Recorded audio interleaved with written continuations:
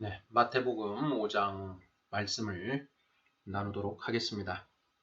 5장 1절 예수께서 무리를 보시고 산에 올라가 앉으시니 제자들이 나아온지라 입을 열어 가르쳐 이르시되. 네, 예수님이 이제 많은 무리들이 예수님에게 몰려듭니다. 그 몰려드는 사람들이 어떤 사람인가 하는 부분은 우리가 4장 말미에서 살펴보았는데요. 4장 24절을 보면 그의 소문이 온 수야에 퍼진지라 사람들이 모든 앓는 자, 곧 각종 병에 걸려서 고통당하는 자, 귀신 들린 자, 간질하는 자, 중풍병자들을 데려왔다. 25절 보면 갈릴리와 데가볼리와 예루살렘과 유대와 요단강 건너편에서 수많은 무리가 따르더라 이렇게 되어 있습니다. 이때 예수님께 몰려든 사람들은 천국 복음을 듣기 위해서 몰려든 사람들이라기보다는 자신의 질병을 고치고자 하는 그런 사람들이 많이 몰려왔습니다. 예수님 뻔히 그런 것을 잘 알고 계시고요. 예수님이 그 질병을 고쳐주신 것은 이들이 예수님께 몰려들어서 예수님의 말씀을 듣게 하고자 하는 어떤 그런 방편적인 그런 성격을 가지고 있다. 물론 예수님이 그 몰려든 그 병자들을 보고 긍휼히 여기시는 그 마음 때문에 그렇게 해주신 것도 당연히 있었겠지요.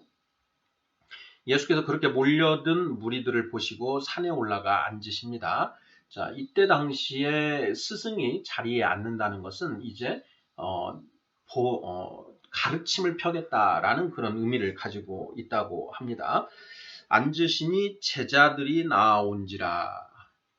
수많은 무리들을 보시고 산에 올라가 앉으시니 제자들이 나온 것입니다. 제자들. 이 제자들은 천국 복음을 들으려고 하는 자들이겠지요. 그들에게 입을 열어 가르쳐 이르시기 시작합니다. 3절부터 심령이 가난한 자는 복이 있나니 천국이 그들의 것이며. 심령이 가난한 자. 자, 심령이 가난한 자가 있고 심령이 부요한 자가 있습니다. 자, 어떤 사람이 심령이 가난한 자이고 어떤 사람이 심령이 부요한 자일까요? 네, 나는 아무것도 부족한 게 없고 지금 이 상태, 나의 삶에 충분히 만족스럽다. 뭐 더 좋을래야 좋을 수가 없다. 뭐 이 정도면 충분히 됐지. 이 정도면 내 인생은 충분히 성공한 인생이야. 네, 이런 마음을 가지고 있는 사람들이 심령이 부요한 자이죠. 자, 심령이 가난한 자는 어떤 사람일까요? 내 인생이 왜 이럴까? 내가 지금 제대로 살고 있는 것일까? 왜 내가 충분히 열심히 노력했는데 내 삶은 왜 이렇게 행복하지 않은 것일까? 돈도 어느 정도 있고 재산도 좀 갖추어졌는데 왜 이렇게 부유하지 않은 것일까? 이렇게 행복하지 않은 것일까? 뭔가 왜 이렇게 깨림칙하지? 과연 내가 잘 살고 있는 것일까? 삭개오가 아마 그런 심정이었을 것입니다. 삭개오는 세리장으로서 막강한 부를 구축했을 것입니다. 하지만 그의 마음에는 전혀 안식과 행복이 없었다라는 것이죠. 그러니 자신의 삶이 내가 지금 제대로 살고 있는 것인가? 이게 아닐 것 같은데 하는 어떤 그런 심정이 있었을 것입니다. 바로 그러한 마음을 가진 자들이 심령이 가난한 자이지요. 4절 애통하는 자는 복이 있나니 그들이 위로를 받을 것이며. 애통하는 자, 애통, 창자 애자입니다. 창자가 고통스러운 자, 창자가 아픈 자는 복이 있나니 그들이 위로를 받을 것이라. 어떠한 사람들이 애통한 자일까요? 애통하는 자. 뭔가 극심한 고통에서 육체적인 어떤 그런 고통으로 힘들어하는 자. 이런 자들을 말하는 것일까요? 뭔가 성경은 항상 영적인 측면으로 접근을 해야 됩니다. 영혼 육 중에 영적인 측면으로 일단 먼저 접근을 해야지 육적인 측면으로 접근해 가면 전부 다 문제가 생깁니다. 예수님께서 그 요한복음 6장 63절인가요? 자, 육은 무익하니라 이런 말씀을 하십니다. 요한복음 6장을 한번 볼까요? 요한복음 6장 63절 살리는 것은 영이니 육은 무익하니라. 내가 너에게 이른 말은 영이요 생명이라. 그러니 지금 우리가 이 팔복에 관해서 말씀하시는 예수님의 이 말씀 속에서도 영적인 측면을 더 생각을 해봐야 됩니다. 애통하는 자는 복이 있다. 애통하는 자. 자신이 정말 제대로 하나님의 말씀대로 살고자 하는데 그것이 잘 안 되는 걸 애통해 하는 자. 사도 바울이 오호라 나는 공고한 자로다. 오호라 나는 공고한 자로다. 내가 의로 나아가고자 하는데 정작 죄로 나아가고 있구나 라고 하면서 나는 죄인 중에 괴수로소이다 라고 고백을 하지요. 바로 이러한 고백이 애통한 것입니다. 애통한 것. 예. 어떤 몸에 질병이 있어서 아파 죽겠다. 이런 애통이 아니죠. 예. 나의 이 영에 뭔가 문제가 있다. 나의 이 영적인 측면에 문제가 있는 걸 애통해 하는 것. 하나님 말씀대로 살고 싶은데 그게 안 되는 사람. 이런 사람들이 복이 있다. 그들이 위로를 받을 것이다. 어떤 위로를 받을 것인가? 너희가 지금 이 원죄로 인하여 너희가 이 죄 속에서 허덕허덕 하고 있는 것이다. 예, 그것을 위로받을 수 있다라는 것이죠. 5절 온유한 자는 복이 있나니 그들이 땅을 기업으로 받을 것이며 온유한 자. 온유한 자로 성경에 이제 등장하는 인물을 보면 모세가 온유한 자로 또 등장합니다. 그리고 예수님도 온유한 자로 그는 마음이 온유하여 이렇게 해서 온유하다라는 표현을 그런 마음을 그런 온유한 자로 칭함을 받은 그 성경 속 인물은 모세와 예수님 이렇게 있는데요. 자, 온유하다. generous하다 이런 표현이지요. 온유가 무슨 뜻인가를 놓고 이제 여러 가지 이렇게 분분한 그런 어떤 설교들이 있는데요. 일단 말 뜻의 그대로 이렇게 우리가 개념에 입각해서 성품이 굉장히 이렇게 너그러운 어떤 그런 것입니다. 그런 사람이 온유한 자이다. 근데 성품이 어떻게 너그러운가라는 거죠. 저는 이 어떻게 우리가 너그러울 수 있는가? 우리가 이 세상의 모든 사람들은 죄의 원죄로 인하여 의인은 없고 다 악인만 있다라는 사실을 아는 사람은 저는 온유해질 수 있다라고 생각합니다. 로마서 3장을 한번 가보도록 하겠습니다. 로마서 3장 10절부터 우리 인간의 실상이 어쩐지를 이 사도 바울 선생이 요약해서 기록을 해놨는데요. 기록된 바 의인은 없나니 하나도 없으며 깨닫는 자도 없고 하나님을 찾는 자도 없고 다 치우쳐 함께 무익하게 되고 선을 행하는 자는 없나니 하나도 없도다. 그들의 목구멍은 열린 무덤이요 그 혀로는 속임을 일삼으며 그 입술에는 독사의 독이 있고 그 입에는 저주와 악독이 가득하고 그 발은 피 흘리는데 빠른지라. 파멸과 고생이 그 길에 있어 평강의 길을 알지 못하였고 그들의 눈앞에 하나님을 두려워함이 없느니라. 인간의 실상이 이렇다라는 것입니다. 이것이 나의 실상이라는 것입니다. 나의 실상. 내 안에 온통 의로운 것은 없고 죄만 가득 차 있다는 것입니다. 내 목구멍은 열린 무덤이고 내 혀로는 속임을 일삼으며 내 입술에는 독사의 독이 있고 내 입에는 저주와 악독이 가득하고 내 발은 피 흘리는데 빠르다. 이것을 아는 것. 내가 죄인이로구나. 죄인 중에서도 괴수라는 것을 아는 것. 그걸 알면 세상의 다른 사람들에게 온유해지지 않을 수가 없습니다. 내가 죄인이고 그들도 나와 같은 그런 죄인이다. 그런데 내가 하나님의 은혜로 성령을 받게 되고 그것으로부터 조금씩 빠져나오고 있다. 죄로부터 조금씩 자유로워지고 있다. 라고 하는 것. 그것을 확연히 아는 사람은 아직 그것에서 죄에서 빠져나오지 못하고 그 죄에 푹 쩔어가지고 허덕허덕 되고 있는 사람들. 불쌍해 보이는 것이고요. 그들을 불쌍히 여기는 자는 그들을 온유하게 대할 수밖에 없는 것입니다. 6절 의에 줄이고 목마른 자는 복이 있나니 그들이 배부를 것이며 의에 줄이고 목마른 자. 의가 무엇입니까? 하나님이 곧 의입니다. 성경에서 의는 하나님입니다. 하나님. 하나님에 줄이고 목마른 자는 복이 있다. 그들이 배부를 것이다. 하나님의 목마르다. 우리가 하나님을 어떻게 무엇을 통해서 우리가 하나님을 아느냐? 말씀을 통해서 아는 것입니다. 의에 줄이고 목마르다라는 것은 그 말씀에 갈급한 자. 말씀은 이미 우리에게 주어져 있습니다. 성경 66권. 이 말씀에 갈급한 자. 의에 줄이고 목마른 자. 하나님의 뜻이 무엇인가? 하나님이 말씀하시는 선은 무엇이고 악은 무엇인가? 이것을 알고자 열심히 말씀을 보는 자가 바로 의에 줄이고 목마른 자이죠. 그들은 복이 있나니 그들이 배부를 것이다.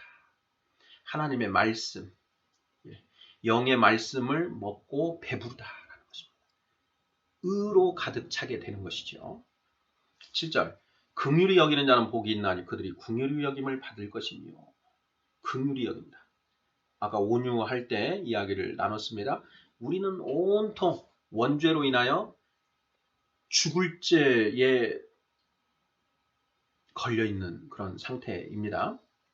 겨울에 내과 병원에 가면 감기 환자들이 많이 와 있습니다. 어떤 사람은 콧물을 줄줄 흘리고 어떤 사람은 계속 심하게 기침을 해대고 어떤 사람은 옷을 엄청나게 껴입고 바들바들 떨고 있고 어떤 사람은 또 머리가 아파서 지끈지끈하고 어떤 사람은 배가 아픕니다.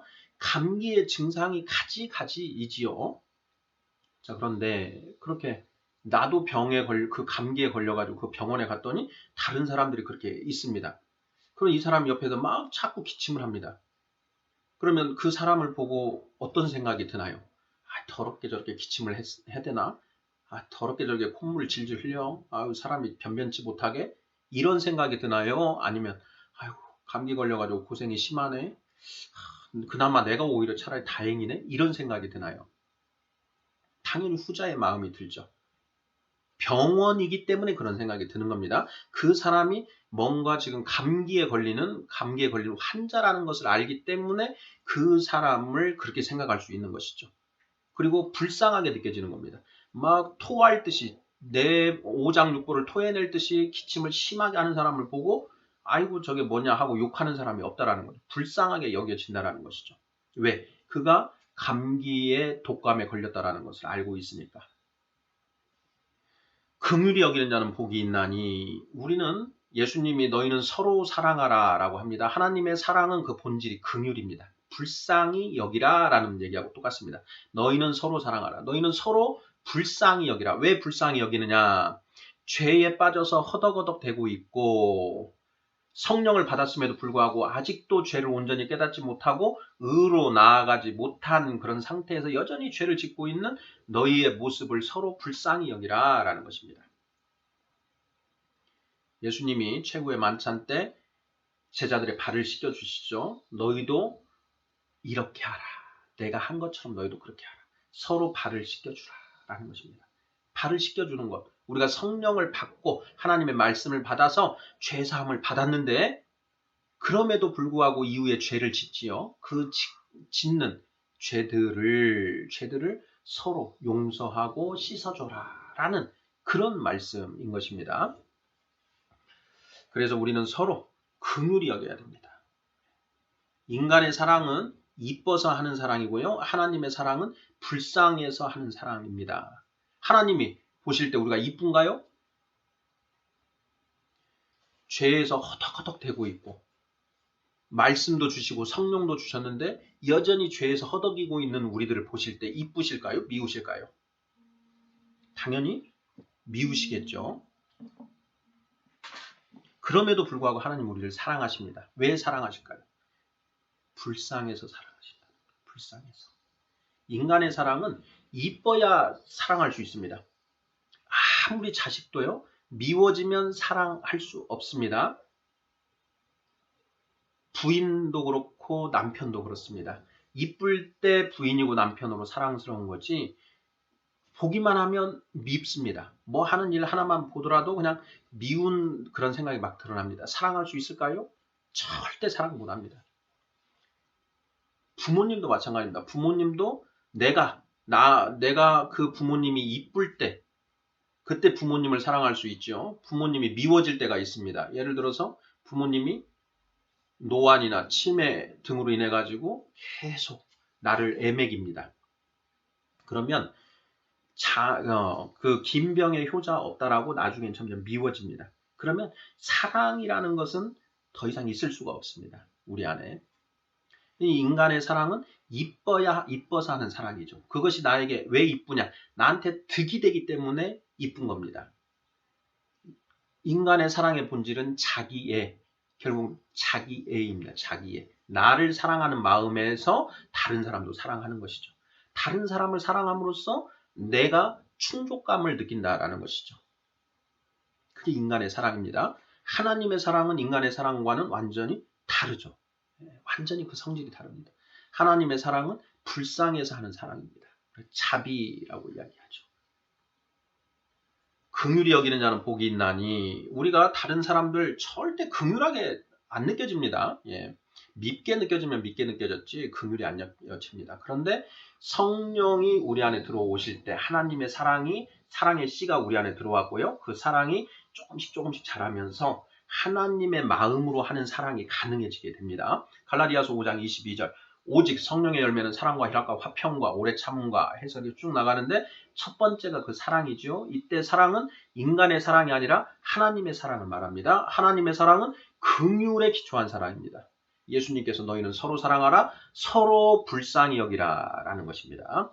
그래서 내가 다른 사람을 불쌍히 여기는 자, 그렇게 다른 사람들을 죄에 빠져서 허덕이고 있는 사람들을 불쌍히 여기는 자는 복이 있다. 그들이 긍휼히 여김을 받을 것이다. 나도 죄를 짓고 있습니다. 하나님이 나도 긍휼히 여겨주신다는 것입니다. 긍휼은 모든 것을 이기느니라. 긍휼은 심판을 이기느니라. 사도 바울 선생이 선언하고 있죠. 8절 마음이 청결한 자는 복이 있나니 그들이 하나님을 볼 것이며 마음이 청결하다. 어떤 게 마음이 청결한 것일까요? 두 마음을 품지 않는 것입니다. 오직 하늘만 바라보고 땅을 바라보지 않는 것이 청결한 마음입니다. 너희는 위의 것을 생각하고 땅의 것을 생각하지 마라. 예수님이 베드로에게 사탄아 너는 내 뒤로 물러가라. 너가 하나님의 일은 생각하지 아니하고 사람의 일만 생각하는 도다. 오직 하나님의 나라와 의를 구하라. 그리하면 이 모든 것을 너희에게 더하시리라. 마태복음 6장 33절 말씀이죠. 마음이 청결한 자, 오직 하나님, 천국만 소망하는 자, 땅의 것을 생각하지 않는 자. 요한일서 1장 2장 15, 16, 17절이죠. 15절. 너는 이 세상과 이 세상에 있는 것들을 사랑하지 말라 라고 이야기를 합니다. 이 세상을 사랑하지 않고 이 세상에 있는 것들을 사랑하지 않는 것, 그것이 마음이 청결하다라는 것입니다. 마음이 청결한 자는 복이 있나니 그들이 하나님을 볼 것입니다. 그렇게 나아갈 때 그때 하나님을 보게 된다라는 것입니다. 9절 화평하게 하는 자는 복이 있나니 그들이 하나님의 아들이라 일컬음을 받을 것이며 화평하게 하는 자. 히브리서 12장 14절 말씀입니다. 너희는 모든 사랑과 더불어 화평함과 거룩함을 따르라. 이것이 없이는 누구도 주를 볼 수 없느니라. 이렇게 말씀하십니다. 모든 사람과 화평해야 합니다. 이 부분은 뒤에 마태복음 5장 23절, 24절, 25절, 26절로 다시 나오니까 그때 가서 좀 더 부연해서 설명을 하도록 하겠습니다. 10절 의를 위하여 박해를 받은 자는 복이 있나니 천국이 그들의 것임이라. 의를 위하여 박해를 받는 자, 하나님이죠. 의는 하나님의 말씀입니다. 하나님의 말씀을 지키기 위하여 박해를 받은 자는 복이 있다. 천국이 그들의 것이다 라는 것입니다. 하나님의 말씀, 곧 예수 그리스도이십니다. 예수님이 또 말씀하십니다. 나를 위하여 목숨을 버리는 자는 얻을 것이요. 자기 목숨을 지키기 위하여 나를 버린 자는 잃을 것이다. 이렇게 말씀을 하시죠. 바로 같은 의미입니다. 의를 위하여 박해를 받은 자, 하나님의 말씀을 지키기 위하여 목숨을 거는 자들은 복이 있나니 천국이 그들의 것이다 라는 말씀이지요. 자, 11절 나로 말미암아 너희를 욕하고 박해하고 거짓으로 너희를 거슬러 모든 악한 말을 할 때에는 너희에게 복이 있나니 기뻐하고 즐거워하라. 하늘에서 너희의 상이 큼이라. 너희 전에 있던 선지자들도 이같이 박해하였느니라. 10, 11, 12절이 이제 이 박해, 의를 위하여 박해받은 자에 관한 한무대기의 말씀이신데요. 자, 성경에서 나, 주, 예수, 그리스도라는 표현이 나오면 바로 하나님의 말씀으로 바꾸어서 읽어보십시오. 그러면 뜻이 명확해집니다. 11절 나로 말미암아 이렇게 되어 있습니다. 하나님의 말씀으로 말미암아 너희를 욕하고 박해하고 거짓으로 너희를 거슬러 모든 악한 말을 할 때에는 너희에게 복이 있나니. 더 명확해지지요. 하나님의 말씀으로 말미암아. 우리가 하나님의 말씀의 입각에서 세상과 타협하지 않을 때 세상은 우리를 박해합니다. 그리고 우리를 향해서 욕을 합니다. 그때 우리에게 복이 있다라는 것입니다. 주변의 친구들이 자, 뭔가 악한 일로 나아가고자 합니다. 악은 하나님의 말씀에 반하는 행동이죠. 하나님의 말씀에 반하는 행동으로 나아갈 때 야, 같이 가자. 이렇게 했는데 안 돼. 성경에 이런 건 하지 말라고 되어 있어. 하고 안 간단 말이죠. 그러면 친구들이 아우 저놈은 뭐냐. 너 앞으로는 우리하고 같이 안 놀아. 하면서 욕하고 할 수 있죠. 자, 그럴 때 비록 지금 당장은 친구들과 그런 트러블이 일어났지만 나에게는 하늘에 상이 쌓이고 있다라는 것입니다. 네, 13절 너희는 세상의 소금이니 소금이 만일 그 맛을 잃으면 무엇으로 짜게 하리요 후에는 아무 쓸데없어 다만 밖에 버려져 사람에게 밟힐 뿐이니라. 네, 너희는 세상의 소금이다 라고 말씀하십니다. 너희는 세상의 소금이다. 아니 왜 우리 보고 소금이라고 하시는 걸까요? 그 다음번엔 너희는 세상의 빛이다 이렇게 말씀을 하고 계십니다. 너희는 세상의 빛이라 산 위에 있는 동네가 숨겨지지 못할 것이요 이렇게 말씀을 하고 계시죠. 너희는 세상의 빛과 소금이라. 빛과 소금이라는 표현 너무나 많이 우리가 들어서 알고 있지 않습니까? 자, 소금이 무슨 역할을 하는가? 소금이 무슨 역할을 하는가? 예, 소금의 기능은 성결하게 하는 기능입니다. 정결하게 하는 기능이 바로 소금의 기능입니다. 우리가 성경에 나와 있는 표현들은 성경을 통해서 그 의미 맥락을 찾아 들어가야 됩니다. 소금에 관련해서 나타나 있는 성경 말씀을 한번 보겠습니다. 출애굽기 30장 35절 말씀입니다. 그것으로 향을 만들되 향 만드는 법대로 만들고 그것에 소금을 쳐서 성결하게 하고 이렇게 되어 있습니다. 출애굽기 30장을 보면 이제 여호와 하나님이 모세에게 성막을 만들라라고 명령하시면서 그 성막을 어떻게 만들어야 되는지 하나하나 가르쳐 주시는데요. 향을 만드는 방법도 가르쳐 주십니다. 그것으로 향을 만들되 향 만드는 방법대로 만들고 그것에 소금을 쳐서 성결하게 하라라고 되어 있습니다. 소금을 쳐서 성결하게 하라. 소금을 치면 성결해진다. 거룩하고 깨끗해진다라는 것입니다. 열왕기 하 2장 19절에서 22절도 한번 보죠. 그 성읍 사람들이 엘리사에게 말하되 우리 주인께서 보시는 바와 같이 이 성읍의 위치는 좋으나 물이 나쁨으로 토산이 익지 못하고 떨어지나이다. 엘리사가 이르되 새 그릇에 소금을 담아 내게로 가져오라 하매 곧 가져온지라. 엘리사가 물 근원으로 나아가서 소금을 그 가운데에 던지며 이르되 여호와의 말씀이 내가 이 물을 고쳤으니 이로부터 다시는 죽음이나 열매 맺지 못함이 없을지니라 하셨느니라 하니 그 물이 고쳐져서 오늘에 이르렀더라. 이렇게 되어 있습니다. 자, 여기에서도 소금이 어떤 역할을 하고 있습니까? 아마 이 지역의 그 물 수질이 굉장히 안 좋았던 것 같습니다. 뭐 석회수가 석회암이 섞여서 석회암 녹음물이 나와서 그 뿌연 그런 물들이 나오고 그런 물을 먹다 보니 사람들이나 가축들이 병에 걸리고 그리고 과일나무에도 과일이 잘 열리지 않는 그런 일들이 벌어졌던 것 같습니다. 그래서 이 마을 주민들이 선지자 엘리사에게 이 물을 고쳐주십시오 라고 부탁을 한 것이죠. 그러자 엘리사 선지자가 자 그러면 새 그릇입니다. 새로운 그릇, 깨끗한 그릇에 소금을 담아 내게로 가져오라 이렇게 얘기를 하지요. 그리고 그 소금을 물 근원으로 나아가 던집니다. 그러자 물이 고쳐졌더라 라는 것이죠. 그러니까 이 소금의 기능이 무엇입니까? 뭔가 부정하고 더러운 것을 거룩하게 깨끗하게 만드는 역할을 하는 게 소금이다 라는 것입니다. 너희는 세상의 소금이다. 그러니 이건 무슨 얘기냐? 우리는 성령 받은 성도들입니다. 성령 받은 사람은 소금이다. 우리가 소금이다. 그러니 우리가 세상 사람들이 있는 데로 가면 그 세상 사람들이 뭐 음담 패설을 하든가 나쁜 악한 것을 계획하다 가도 우리가 거기에 가면 그들이 그러면 안 되는구나. 우리가 거기에 가서 복음을 전하고 하면서 그들로 하여금 회개하게 만들어서 그들이 악으로 나아가지 않고 하나님의 말씀대로 살게끔 만들어야 된다라는 이야기죠. 적극적인 의미가 담겨져 있는 것입니다. 흔히 우리가 소금의 기능을 부패 방지 기능, 더 이상 썩지 않게 하는 어떤 그런 역할로 아주 소극적으로 이해를 하고 있는데요. 성경에서 말하는 소금은 그런 의미가 아닙니다. 예수님은 하나님의 말씀 그 자체이십니다.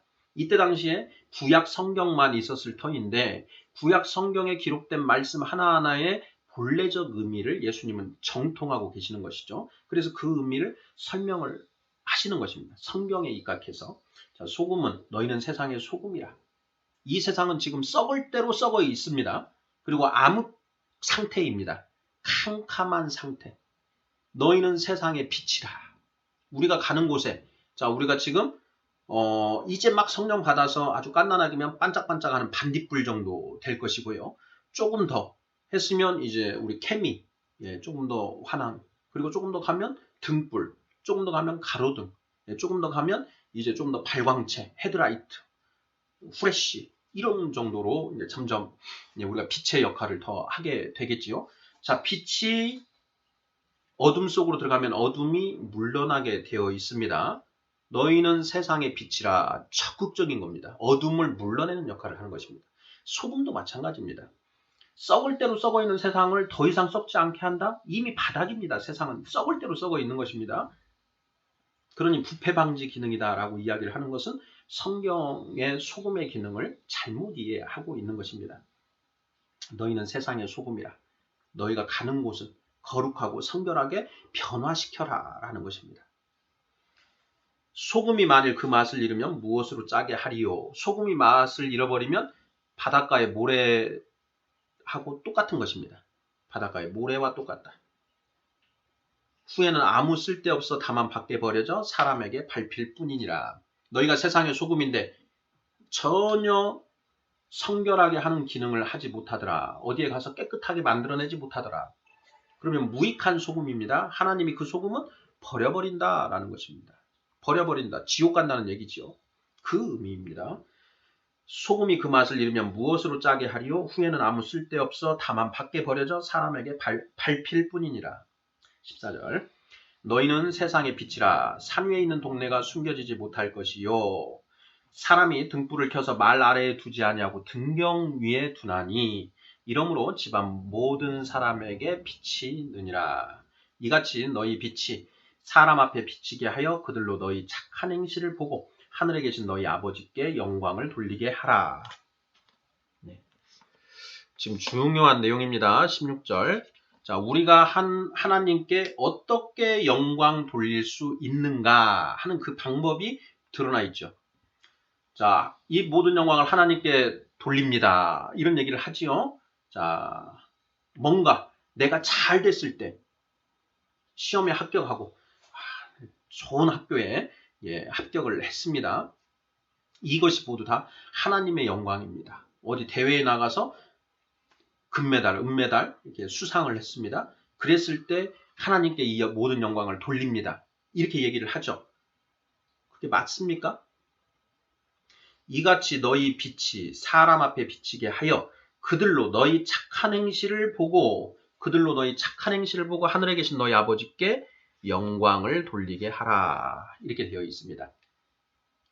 자, 예수님은 빛이십니다. 하나님도 빛이시고 성령님도 빛이십니다. 당연합니다. 하나님이 큰 빛이시고 보혜사 예수님, 보혜사 성령님도 당연히 빛이신 거죠.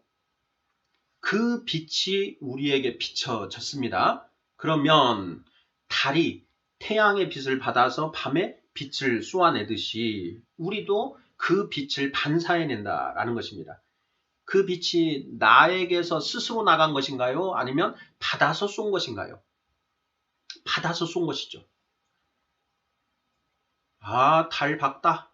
아, 달은 정말 대단해. 이렇게 얘기를 하나요? 물론 과거에 태양빛을 받아서 달이 빛을 낸다라는 것을 몰랐을 때는 그렇게 얘기할 수 있었겠지요. 하지만 오늘날은 그렇게 얘기하지 않습니다.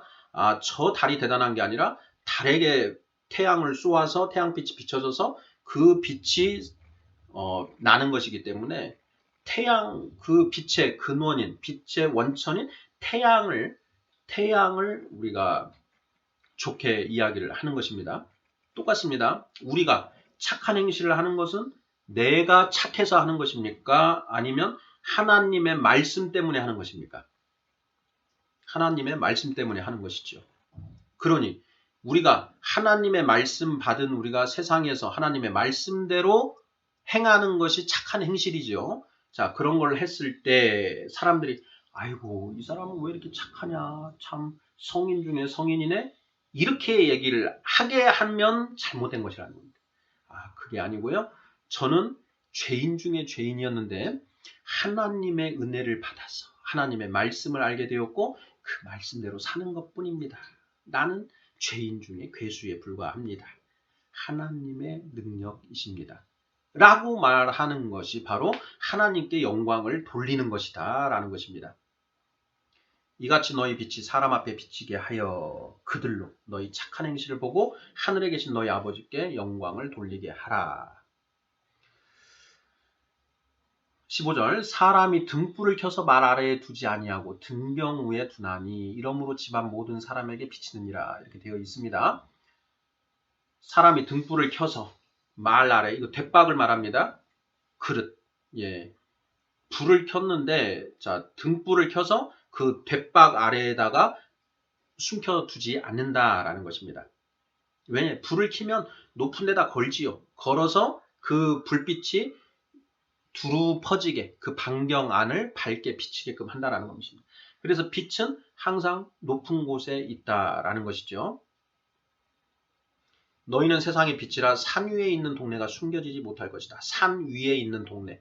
산 위에 있는 동네가 이제 밤이 되면 불을 켜죠. 그러면 그 주변에 지나다니는 사람은 아 저게 마을이 있구나라는 걸 다 안다라는 것입니다.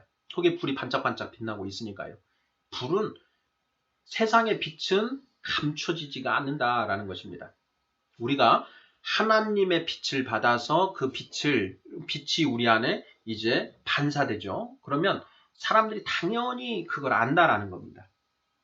그런데 우리가 성령 받고 이렇게 세상 속에 나아가는데 그 빛을 이렇게 받았는데 그 빛을 지금 대박 속에다가 숨겨놔서 전혀 세상 사람들은 이 사람이 빛인지 어쩐지 이 사람에게 빛이 있는지 어쩐지를 알 수 없다.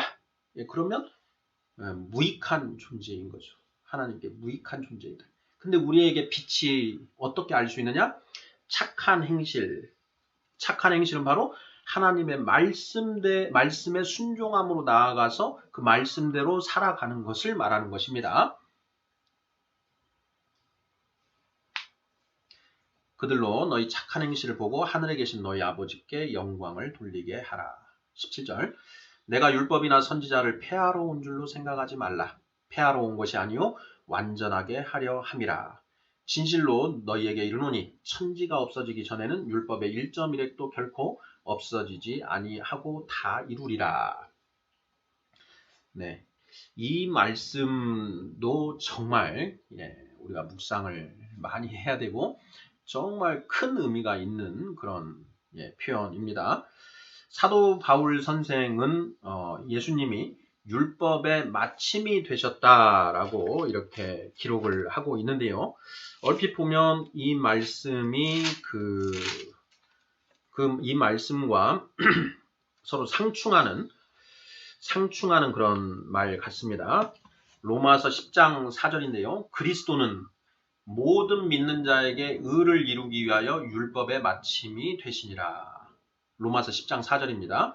그리스도는 모든 믿는 자에게 의를 이루기 위하여 율법의 마침이 되시니라.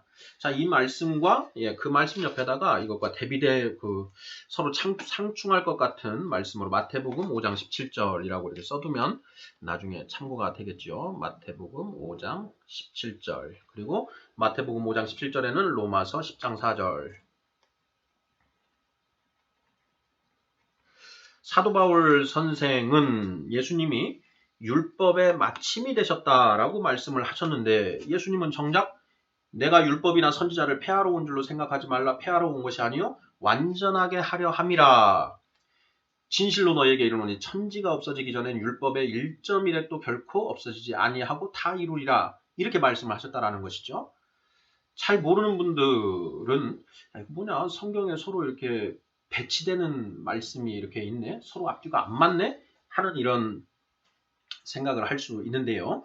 지금 놓치고 있는 부분은 로마서 10장 4절에 그리스도는 모든 믿는 자에게 의를 이루기 위하여 율법의 마침이 되시니라 라고 하는 부분입니다. 믿는 자에게 여기에 표시를 해 두셔야 됩니다. 믿는 자에게 모든 믿는 자에게는 율법의 마침이 되시고 믿지 않는 자들에게는 율법의 1.1획도 결코 없어지지 아니하고 다 이루어진다라는 것입니다. 전혀 충돌되는 그런 말씀이 아니다라는 것입니다. 무슨 의미인가?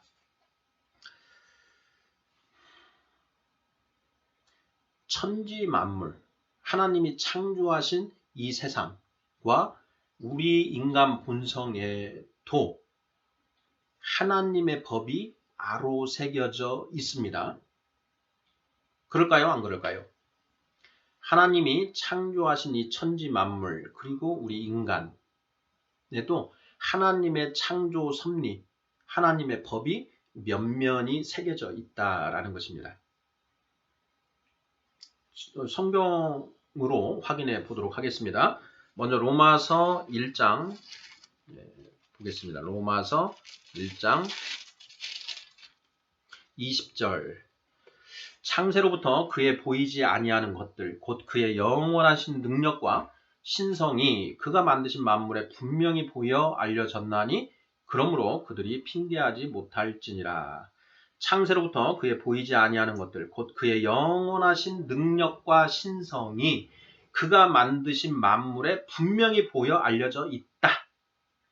하나님이 창조하신 천지 만물에 하나님의 법이 아로새겨져 있다라는 것입니다. 그러므로 그들이 핑계하지 못할지니라 이렇게 되어 있습니다. 그러므로 그들이 핑계하지 못한다. 하나님의 법을 몰랐다고 핑계할 수 없다라는 말씀이지요. 왜? 너희가 조금만 관심을 기울여서 천지 만물을 관찰해 보면 거기에 하나님의 법이 모두 다 드러난다라는 것입니다. 천지 만물의 운행 법칙 속에 하나님의 뜻이 무엇인지 다 드러나 있다라는 것이죠. 다음 인간 본성에는 어떤가? 로마서 2장 14, 15절입니다. 율법 없는 이방인이 본성으로 율법의 일을 행할 때에는 이 사람은 율법이 없어도 자기가 자기에게 율법이 되나니 이런 이들은 그 양심이 증거가 되어 그 생각들이 서로 혹은 고발하며 혹은 변명하여 그 마음에 새긴 율법의 행위를 나타내느니라. 율법 없는 이방인이 율법 모세가 하나님으로부터 받아서 이스라엘 백성들에게 율법을 전해 주었습니다. 그래서 이스라엘 백성들은 율법을 가지고 있고요. 이방인들은 이 율법을 가지고 있지 않습니다. 그럼에도 불구하고 이 이방인들이 본성에 기초하여 율법의 일을 행하더라 라는 것입니다. 본성, 인간 본성에 기초해서 살인하지 말라 했는데 살인하지 않고 사람을 미워하는 것은 죄가 되고 이런 것들을 본성으로 안다라는 것입니다. 그래서 하나님이 명시적인 율법을 주지 아니하셨음에도 불구하고 그 율법에 기록된 대로 행하더라 라는 것입니다. 어떻게 그렇게 되느냐? 우리 인간 본성에 우리 인간에게 양심이 있다라는 것입니다. 15절. 이런 이들은 그 양심이 증거가 되어 그 생각들이 서로 혹은 고발하며 혹은 변명하여 그 마음에 새긴 율법의 행위를 나타내느니라. 이렇게 되어 있죠. 하나님이 천지 만물을 창조하셨고 또 우리 인간도 창조하셨습니다. 그런데 그 인간을 창조하실 때 하나님의 형상과 모양에 따라서 창조를 하셨죠. 그리고 천지 만물을 창조하실 때에도 거기에 하나님의 섭리에 따라서 하나님이 설정하신 창조 질서, 운행 질서 그 법에 따라서 천지 만물이 이루어졌다라는 것입니다. 그런 이 천지 만물과 인간 본성을 잘 관찰하고 파고 들어가면 하나님의 법을 알 수 있다라는 것입니다. 이해하셨습니까? 무슨 말씀인지? 하나님은 이 세상을 창조하셨고 또 우리 인간을 창조하셨습니다. 자, 안을 창조하신 분이 박도 창조하셨고 박을 창조하신 분이 우리의 안도 창조하셨습니다. 그러니 안과 박에 흐르는 하나님의 법은 동일할 수밖에 없다라는 이야기지요. 자, 그래서 율법 없는 이방인들도 하나님의 뜻이 무엇인지, 하나님의 법이 무엇인지 알 수 있다라는 것입니다. 천지 만물의 운행 질서와 그리고 인간 본성을 파고 들어가면 하나님의 법이 무엇인지 찾을 수 있다. 그러니 너희가 핑계치 못한다라는 것입니다. 시편 147편 19, 20절을 한번 보겠습니다. 시편 147편.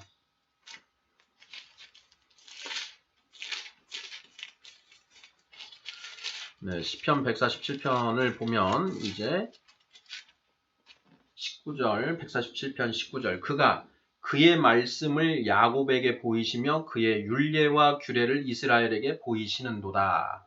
그는 어느 민족에게도 이와 같이 행하지 아니하셨나니 그들은 그의 법도를 알지 못하였도다. 이렇게 되어 있습니다. 하나님이 이제 하나님의 구원의 역사를 시작하실 때 자, 내가 누구를 통해서 나의 이 구원의 계획을 실현할 것이냐 하고 하늘에서 쭉 세상을 내려보셨겠지요. 그때 딱 사람의 중심을 보시는 하나님께서 아브라함을 딱 보시고 옳거니 이놈이다. 이놈이면 할 수 있겠구나 하고 아브라함을 딱 선택하십니다. 그리고 아브라함을 불러서 너의 조상과 아비와 친척을 떠나서 내가 지시하는 땅으로 가라 라고 명령을 내리시죠. 아브라함은 그 하나님의 명령에 순종합니다. 그리고 나중에 가서는 이삭을 낳고 그리고 또 이삭을 번제로 드리라 라고 하는 하나님의 명령에도 고민 끝에 순종을 합니다. 이렇게 해서 아브라함이 믿음의 조상이 되지요. 그 아브라함의 자손들이 바로 이스라엘 백성입니다. 이스라엘 백성들이 잘나서 그들이 하나님의 이 구원의 통로가 된 것이 아니죠. 그 아브라함 때문에 이스라엘 백성들이 그 구원의 통로가 된 것입니다. 그래서 아브라함의 그 자손들 중에 모세를 통해서 하나님이 하나님의 법을, 율법을 계시해 주시지요. 그래서 이스라엘은 그 율법, 하나님의 법을, 명시적인 하나님의 법을 갖게 되었습니다. 자, 그런데 이 이스라엘 외에 다른 민족들은 어떠하냐? 방금 읽은 것처럼 하나님은 어느 민족에게도 이와 같이 행하지 아니하셨나니 명시적인 율법과 규례를 주시지 않았으니 그들은 그의 법도를 알지 못하였도다. 이렇게 선포가 되어 있는 것입니다. 천지 만물과 인간 본성에 하나님의 법이 새겨져 있습니다. 그런데 타락한 인간들이 그것을 찾으려고도 않고 설사 찾으려고 마음을 먹더라도 온전히 찾아내지 못하더라. 그래서 하나님이 아브라함의 자손인 모세를 통하여 이스라엘 백성에게 하나님의 법을 명시적으로 가르쳐 주셨다라는 것이죠. 자, 그런데 이스라엘 백성들은 그 하나님께서 은혜로 주신 그 율법을 통해서 구원을 받습니까? 못 받습니까? 못 받지요. 구원을 받지 못합니다. 그들은 이 율법의 면면이 흐르는 율법의 정신에는 관심이 없고 그 율법 형식, 뭐뭐 하라, 뭐뭐 하지 말라 라고 하는 그것만 찾아내서 그것을 지키는데 급급합니다. 그래서 예수님께서 마태복음 23장 23절에서 화 있을진저 바리새인들과 서기관들아, 너희가 박하와 회양과 근처에 11조는 들이되 정작 율법에 더 중한 바 정의와 긍휼과 믿음은 버렸도다. 이렇게 말씀을 하시죠. 자, 율법 안에 하나님의 뜻이 담겨져 있습니다. 하나님의 그 정신, 하나님의 법이 거기에 다 관통되어 있는데 그것을 발견하지 못하더라라는 것입니다. 그래서 예수님이 이 땅에 오셨죠. 그리고 이제 예수님을 통해서 성령이 일하시는 성령 시대가 열리게 됩니다.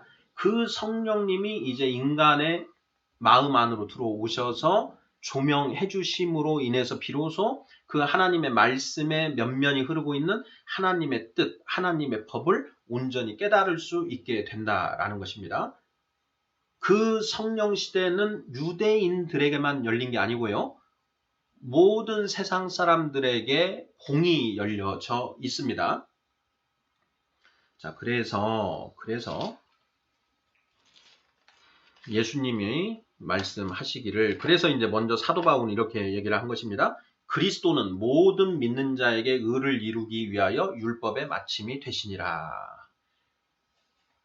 그리스도를 믿는 자, 예수님이 구원자이심을 믿는 자에게는 이제 성령의 시대가 열리고 율법의 시대는 종료가 되고 성령의 시대가 열렸기 때문에 자, 율법의 시대는 마치게 된다라는 것입니다. 누구에게만? 예수님이 그리스도라는 것을 확신하고 나아가는 자들에게는 성령 시대가 열리는 것이고요. 그렇지 않고 자, 오늘날 복음이 전해지고 있음에도 불구하고 예수를 믿는 자가 있고 믿지 않는 자가 있습니다. 예수 그리스도를 믿는 자가 있고 믿지 않는 자가 있다. 예수를 믿는 자에게는 율법 시대는 이제 끝이 나고 성령 시대로 들어가게 됩니다. 예수 그리스도의 이름으로 세례를 받으면 죄사함을 받고 성령의 선물을 받지 않습니까? 그게 바로 성령 시대로 들어간다는 말이고요. 자, 그렇지 않은 사람들은 여전히 율법의 시대에 있습니다. 율법 시대.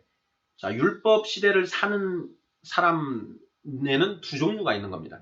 첫째, 천지 만물과 인간 본성에 새겨진 하나님의 법, 하나님의 율법, 그것으로 심판받을 자들이 있고요. 모세를 통하여 주어진 명시적인 그 율법을 통해서 심판받을 자들이 있습니다. 후자는 유대인들 중에 예수 그리스도를 믿지 않는 자들은 그 율법의 기초에서 심판을 받겠죠. 그리고 그렇게 명시적인 율법을 받지 않은 나머지 이방인들은, 나머지 예수 그리스도 믿지 않은 그런 이방인들은 천지만물과 인간 본성에 새겨진 그 율법의 기초에서 율법을 근거로 심판을 받는다라는 것입니다. 자, 요한계시록 20장을 보면 백보자 심판 말씀이 나오죠. 한번 요한계시록 20장을 보겠습니다.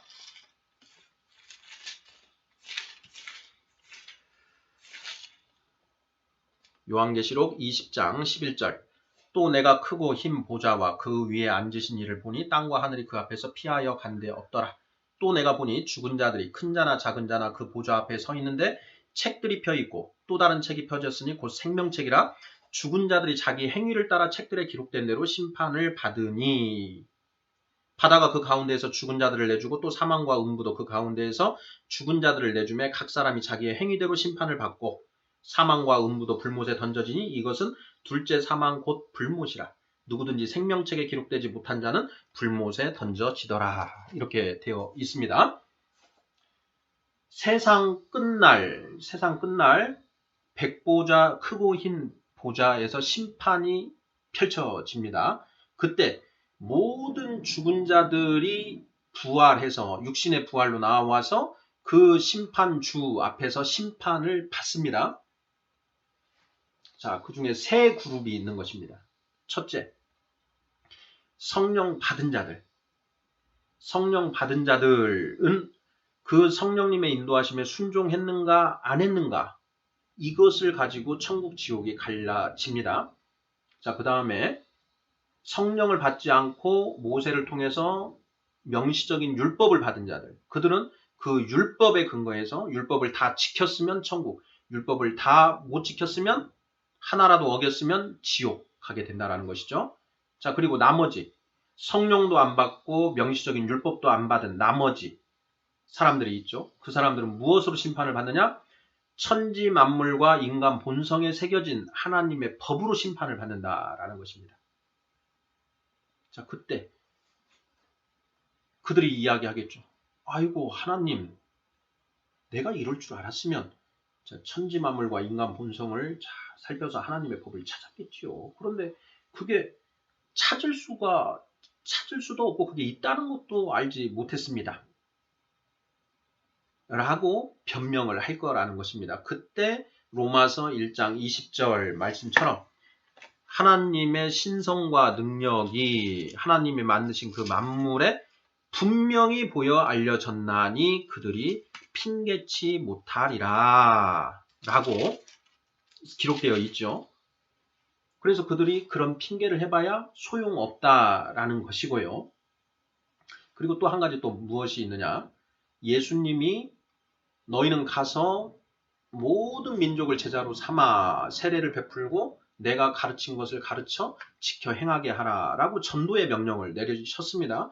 그리고 예수님은 언제 이 땅에 오신다라고 했냐면 이 세상 모든 곳에 복음이 전파된 후에 내가 올 것이다. 오셔서 심판할 것이다. 라고 이렇게 말씀을 하십니다. 그러니 복음을 다 들은 자들, 복음을 다 들어본 경험이 있는데 받아들인 자들이 있고 받아들이지 않은 자가 있는데 받아들이지 않은 것은 순전히 너가 결정한 것이니 너가 잘못인 것이다 라고 책임을 물을 근거가 생긴다라는 것입니다. 자, 그래서 예수님이 율법의 1.1획도 없어지지 않을 것이다 라고 말씀을 하시는 것입니다. 마지막 그 최후의 심판 때 예수 그리스도를 믿지 않고 성령을 받지 못한 자들은 명시적인 율법이든 묵시적인 율법은 천지 만물과 인간 본성에 새겨진 율법을 말합니다. 명시적인 율법이든 묵시적인 율법이든 그것에 의해서 심판을 받으실 것이기 때문에 천지가 없어지기 전에는 율법의 1.1획도 결코 없어지지 아니하고 다 이루리라 이렇게 말씀하신 것이라는 거죠. 19절 그러므로 누구든지 이 계명 중에 지극히 작은 것 하나라도 버리고 또 그같이 사람을 가르치는 자는 천국에서 지극히 작다 일컬음을 받을 것이요. 누구든지 이를 행하며 가르치는 자는 천국에서 크다 일컬음을 받으리라. 자, 천국에 작은 자가 있고 큰 자가 있습니다. 어떤 자가 큰 자고 어떤 자가 작은 자입니까? 자, 계명, 하나님이 주신 그 율법의 계명들을 지키면서 가르치는 자, 행하면서 가르치는 자는 천국에서 큰 자로 일컬음을 받고 그렇지 않고 계명 중에 지극히 작은 것 하나라도 버리고 또 그같이 사람을 가르치는 자는 천국에서 지극히 작다 일컬음을 받을 것이다 라고 이렇게 말씀하십니다. 20절 내가 너희에게 이르노니 너희 의가 서기관과 바리새인보다 더 낫지 못하면 결코 천국에 들어가지 못하리라 이렇게 말씀을 하십니다. 무서운 말씀이시죠. 너희 의가 서기관과 바리새인보다 더 낫지 못하면 서기관과 바리새인들 특히 철두철미하게 율법을 지키는 자기 의에 충실한 사람들이었습니다. 그런데 너희 의가 그들보다 낫지 못하면 결코 천국에 들어가지 못할 것이다 라고 말씀하십니다. 율법은 선한 것입니다. 그 율법은 율법에는 하나님의 뜻이 담겨져 있고요. 그 율법을 잘 살펴보면 인간이 이 세상에서 어떻게 살아야 하는지에 대한 구체적인 지침들이 제시되어 있습니다. 그러니 그 율법에 그 이스라엘 백성들에게 그 시대에 특별히 규정한 그런 세칙들, 그리고 또 그들이 그 율법에 근거해서 만들어낸 자기들이 인간의 전통으로 만들어낸 것들, 그것들 빼고요. 하나님의 어떤 그런 뜻, 의와 긍휼과 믿음에 부합되는 그런 율법들은 여전히 유효하다라는 것입니다. 그래서 예수님께서 너희 의가 서기관과 바리새인보다 낫지 못하면 결코 천국에 들어갈 수 없다라고 못 박아서 말씀하신다라는 것입니다.